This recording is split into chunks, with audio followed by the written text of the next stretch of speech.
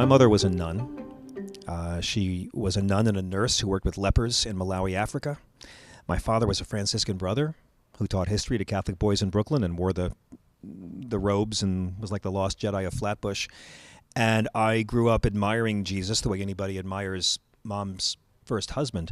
I aspire to be Christian. I aspire to be more Christian. I would not presume to handle that label on myself.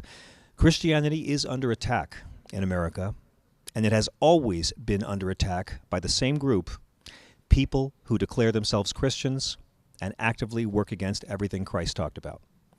Every Christian president who owned people was not Christian.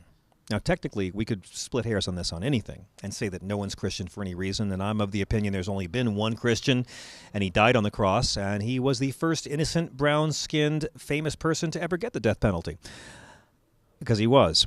But I think that right now, today, our loudest Christians are the ones who are the most rejecting the teachings of Christ.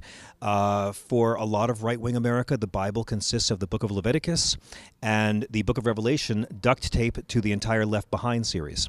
The actual teachings of Christ are ignored, and Jesus, if you go by the book, was a peaceful, radical, nonviolent revolutionary who spent time with lepers, hookers, and criminals, was not an American citizen, never spoke English, was anti-capitalism, anti-wealth, completely anti-death penalty, anti-public prayer, Matthew 6:5, oh yes he was, look it up, but never once anti-gay, never mentioned abortion, never called the poor lazy, never fought for tax cuts for the wealthiest Nazarenes, never said torture's okay sometimes, and was a long-haired, we think, that might be wrong, brown-skinned, we know that, that's in Revelation, fuck you Left Behind books, brown-skinned, homeless, community organizing, liberal, Palestinian, anti-slut-shaming, unarmed Jew, if you believe what's actually in the Bible.